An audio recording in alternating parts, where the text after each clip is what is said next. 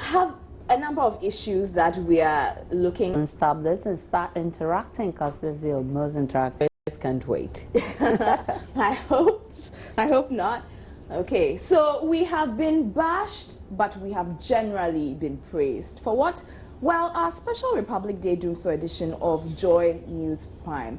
On Independence Day, we brought you the news in the dark. We'll be taking your reactions on Dumsor News. The police recruitment scam is playing out like a Gollywood blockbuster. In this edition of GN Interactive, let me just, being put under house arrest and then not under house arrest. Then Inspector General of Police rejecting requests for an independent inquiry into the fraud. And finally, Minister of Interior's take on the whole issue. Can't wait to see how it all gets resolved. But how do you feel about the police scandal? You're welcome to join us Interactive. My name is Ifo Akwa Harrison. I'll be right back. Just kidding. But from COP Timbila.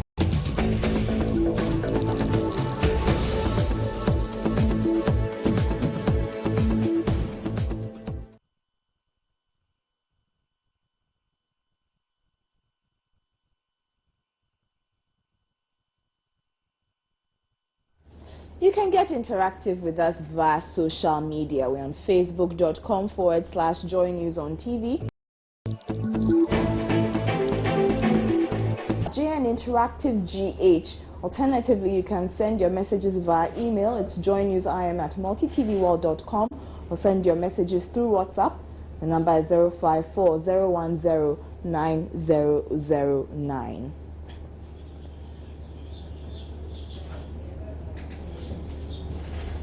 Now, on Independence Day, Joy News celebrated in grand. You can also find us on Twitter at Joy News on TV, or at almost 3 years, and we made it hit home.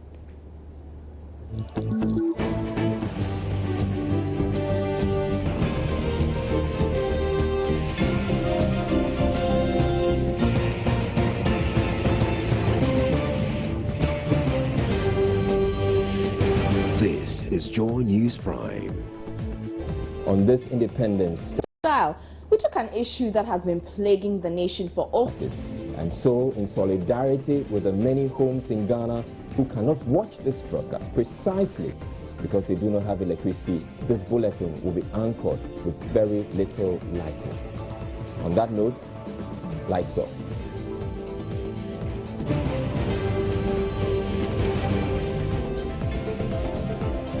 Right, and so for your information, the hashtag is the biggest challenge facing this country is the Independence Day anniversary today, with parades across the country. Now, the highlight of the commemorations was a parade at the Black Star Square in Accra, which was overhauled with new additions to wow the crowd.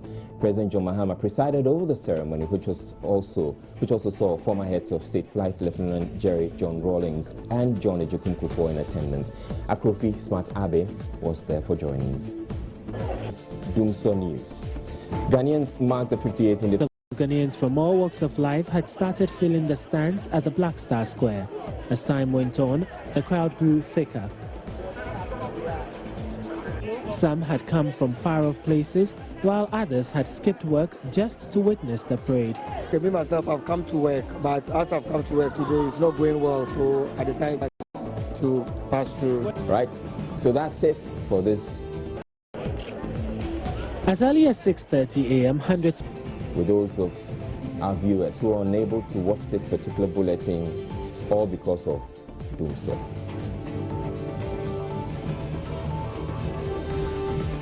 Good night.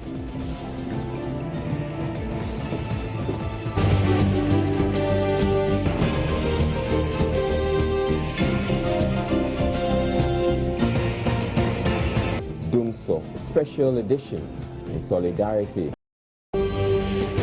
This is Joy News Prime. Well, we definitely hit home in solidarity with families and businesses that are affected by the almost 3-year power crisis.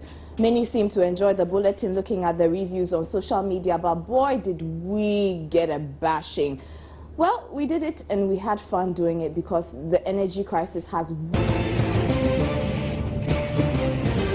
including ours. But let's hear from you. I want to speak to some Ghanaians in the diaspora who are equally frustrated with the Dumsor situation, even though they do not live here.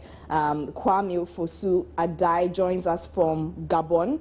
Welcome, Kwame. Okay, Solomon Niabo is also online. He joins, really taking a toll on businesses. Welcome, Solomon. Yes, thank you so much, Efua. It looks like we lost Kwame Osei Asare there. But Solomon, you watched the Dumsor edition of the news. What do you think about it? Well, I think first of all, I must admit that it is the first of its kind. It's one of the news items I've never seen. That's from Maryland in the United States. For that, I give the multimedia group kudos for that, because it is crazy.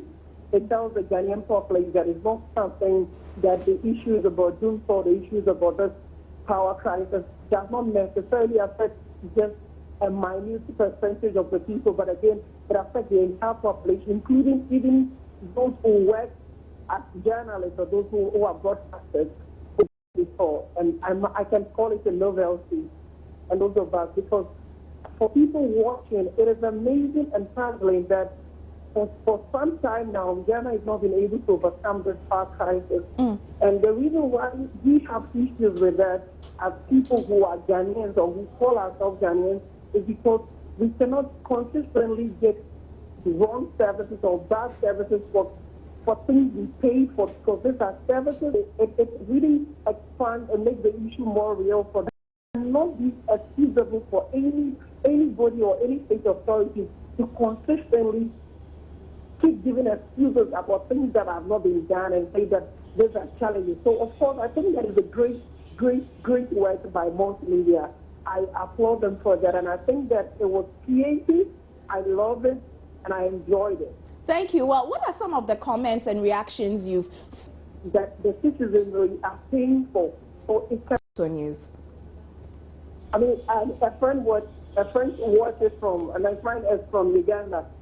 He just came to me and said, "Hey, Solomon, did you hear about this thing? Have you watched?" And I think that the impression is creating in the international media, and of course, because of the advent or the proliferation of the social media, this has become a bigger issue because it's all over. People are watching it. Now, for those of seen or heard from people who also watched the Dumsor, what's happening to your country, because Ghana has become a beacon of democracy. Ghana has been viewed by many as one of the emerging economic stronger ones in Africa. But recently, you can talk from the power crisis and the issues that are happening across the country in terms of companies having to liquidate because they cannot have enough energy to produce, and having us live in the diaspora.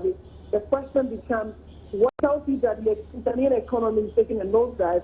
It's given a wrong impression to people who are looking, or observers who are looking from the international world. All right, so thank you very much. Where I sit now, that is what I look at. And I think that it's about time we take regular decisions to address this issue, because in as much as we live in the diaspora, I live in the United States, and I have really a lot of people who are working for them all.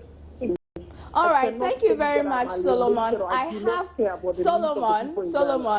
Solomon, sorry to cut you. Thank you so much for contributing to this call. Solomon Niabo is a resident in Maryland in the United States, telling us his take on the Dumsor edition of the news. But I had to cut him there because Kwame Osei Asare joins us via the telephone lines. Kwame, welcome to joining us.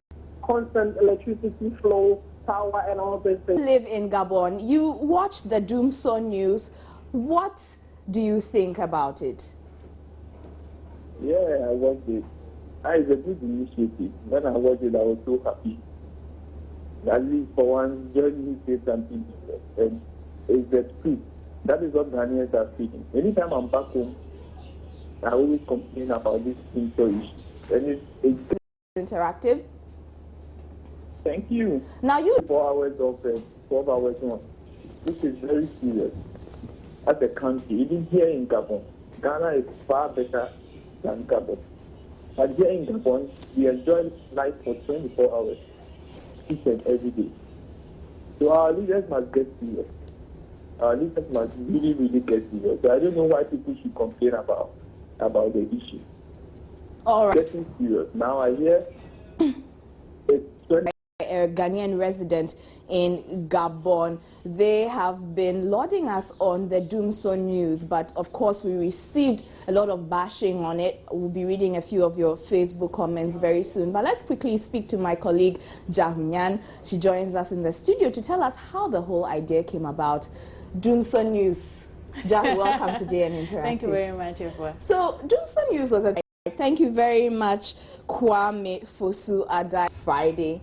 What informed the decision to switch the lights off in the studio? Well, it was an idea that was originally presented by our head of news, Emma Morrison, and we sat down. It's basically premised on the fact that in the newsroom, almost every day, we are doing stories about the impact of the energy crisis on different sectors of the economy. Last week on Business Live, It's a very big secret to a lot of us, especially in the newsroom until maybe. I was talking about the fact that between January and February, 350 workers in industries had lost their jobs. Yeah. We know what's been going on in the mining sector. When it comes to small-scale industries, the story is not any better. People are just closing up shop every single day. And here we have our gensets running every single day. We have and it's cost us thousands of Ghana cedis daily just to keep this motor to the executive president of ICU. These gensets were not made to power us for 3 days running or for 2 days running, which we have experience in this company, that our gensets have to be on for 2 or 3 days running. You put one on, it gets tired, then you have to switch, go to a second genset. And that is really not the way we want business to be run in Ghana. That is not the way we want the situation or the status of our country to be, as we are celebrating media group running on gensets, and came really from the people. We thought, as a media house, instead of always reporting on the issues, how can we demonstrate in practical ways exactly the effect or the impact of the energy crisis on ordinary Ghanaians, millions of Ghanaians across the land of Jahu, very quickly, what have people been telling you about the Dumsor news? Well, it depends on who you ask, really. I think one thing that the 58 years, so it was an idea that when it comes to talking about developmental issues, people still tend to take sort of partisan positions. People have come up and said, "Oh, it's because it's an MPP thing. It's an MPP thing because they had a Dumsor demonstration." But this idea came up ages before that. Well, let me take a few of your comments on social media. Mreboa Kwansma Ivy says, "You guys, Dumsor News showed us is the fact that we still have a very long way to go." The people. Hassan Beruthi is just laughing.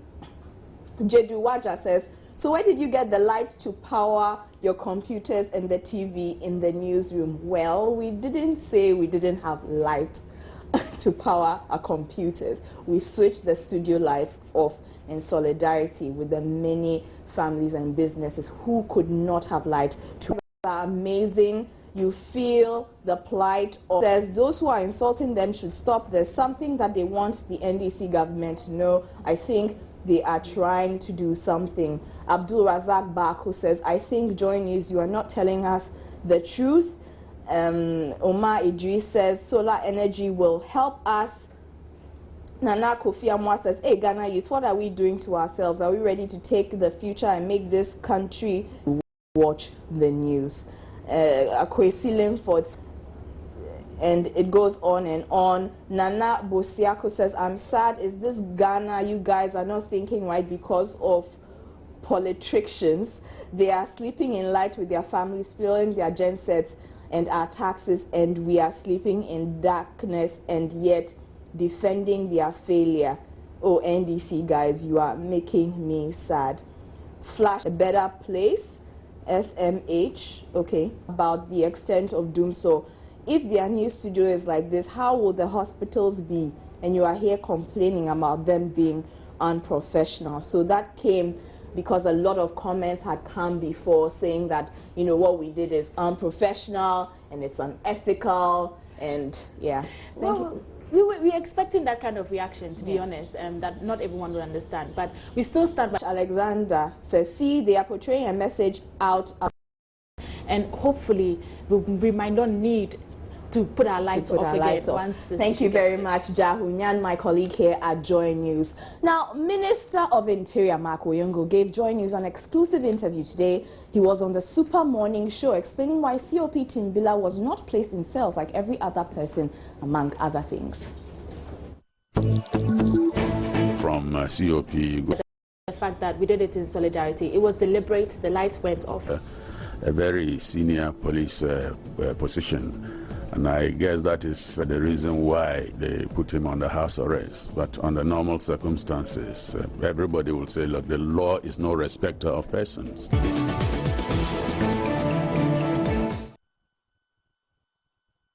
Have been calls for an independent inquiry into the police recruitment scam.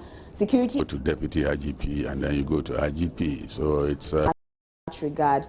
In the case of this current recruitment scam, the service will be doing their own investigation, but there could be an independent inquiry in future. Minister of Interior again. Even thinking of setting up an independent police commission. But I've prepared a cabinet paper. We'll be going to cabinet maybe in the next week or so. Expert Dr. Kwesien is one of many. For consideration, then we establish an independent police commission. This is because of our commitment to clean up the police service. You know, when we do all these things, I'm sure that we'll be able to get rid of all the mentions or minimize or reduce the number of mentions in the police service. But all said and done, I think that we have the best. And then after that, we'll present it to the police councils. I guess the police service is really working, but has public perception of the police been affected in any way due to the recent turn of events? We went out onto the streets. For me, I'm saying the way they are handled the man is not fair, because we have law in this country. When somebody has entered a situation like this, police on the West African coast. After 40 hours before they can take him to court, it's court who have to judge, or it's court who can decide for him to be detained at the police station or to be bailed. So for me, I think it's not fair. Very bad. I want them to return the money back to the people and then apologize to their country. I would have them to blame a little bit. They should improve their. We have to take him to the police custody for him to remind to the peace in the country. They are not really doing enough, because I had learned Mr. Timbila has been given a house arrest, which I think is very bad. Probably he could be arrested for further interrogation, but the house arrest wouldn't be that enough, because no one is above the law. So Mr. Timbila shouldn't be in the house as on house arrest. You understand? He has to place before bars and also be that pressurized a little bit. Working staff a little bit so that we all have. In view of that too, I think taking strict measures on it will also serve as a deterrent, so that of anyone plan to make such attempt again without fearful enough to go forward with such. I think the police should make their effort to emphasize on that. Yeah. Some of these things are just gimmicks. They are just gimmicks. Just gimmicks for the news, for us to feel they are trying to do something. But so that we get to know the root cause and other people involved, results for us to, get out of some of these corrupt deals and then make people accountable for what they do. I think it wouldn't amount to anything. We Ghanaians, we always believe that the police take bribes from people, and with that we now believe it's really true. So having security with the police is not yet secured, because we have nothing to say about them, which will give us the vim that when you go the long run, and if we are actually pursuing, policemen are supposed to give to we the Ghanaian as a whole. I'm much disappointed in our leaders, because nobody is here to come out firmly and say, oh, it's true, this and this. It's like they are just playing with us. This one will come with another story, this one will also come and say it's not true. So asking on Facebook if the recent to them, they are ready to give us that security that we know. Recruitment scam issue have changed your perception of the police service. Let me read a few of your comments. Jerry Bakri says, I'm highly disappointed. I at least expect this from the service now that they are still battling in clearing themselves. I at least expected this from the service now that they are still battling clearing themselves from alleged to be the most corrupt action the police service has taken to investigate the region. Take this matter serious and bring those miscreants to book. If not, they'll continue to be tainted with the image, to be tainting the image of the service. Jerry Echal says it has not changed. They still rank #1 in corruption. We knew it. They'll forever live with it. And citizen Kofi Omambapa says, not at all. I'm one person who believes in institution in the society. So I advise that the police administration, but trust me, our police of late are proactive. The fact that I travel from Takrady to Tamale without being attacked by armed robbers is enough reason to congratulate our police service. But there's more room for improvement. We'll be right back with more after this.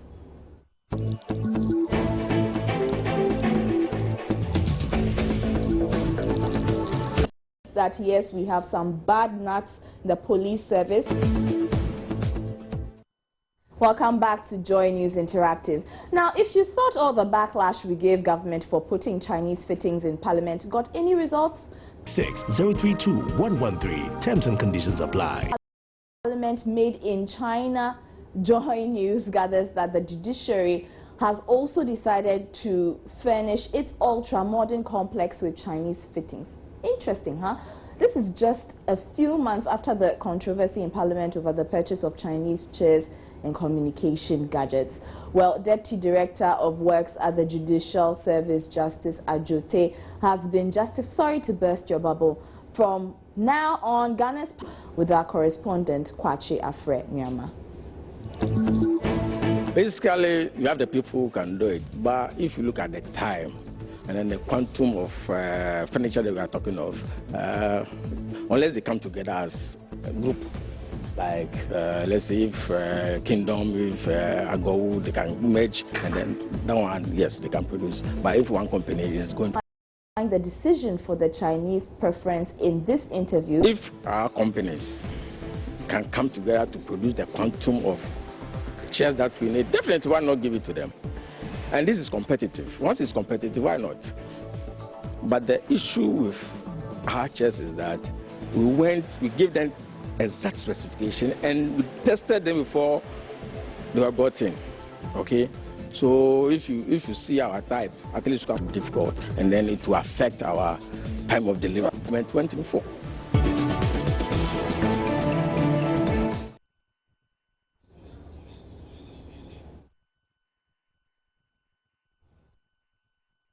And finally, on to sanitation. After just 5 editions, the National Sanitation Exercise seems to have lost steam already. The latest edition saw little or no participation from all 10 regions, with the Volta... I feel them that they are different from what... active participants since it began. I honestly haven't. Well, my colleague Latif Idris has been finding out.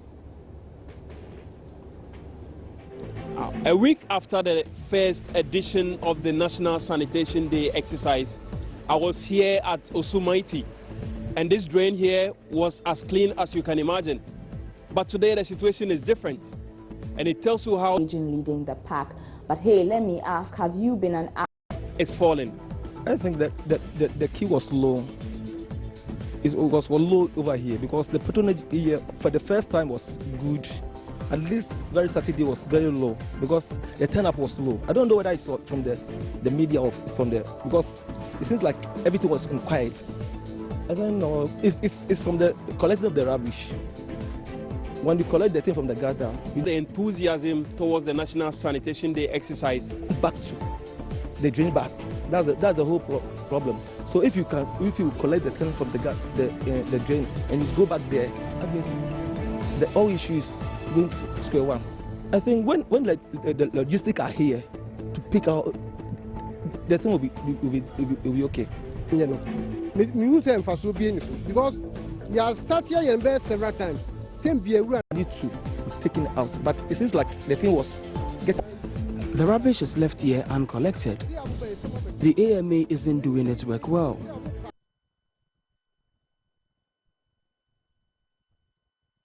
That was my colleague Latif Idris speaking to some residents. Now on myjoyonline.com, a professor, a lecturer actually with the University of Education in Winnipeg. I don't see the essence of this exercise. Another knee-jerk reaction to Ghana's sanitation issues. The article is on myjoyonline.com. Basically, he says we need to assess the National Sanitation Day, and he's wondering what happens within the month when there is no National Sanitation Day cleanup. So that's an about rights and ask whether National Sanitation Day is a picture of the day.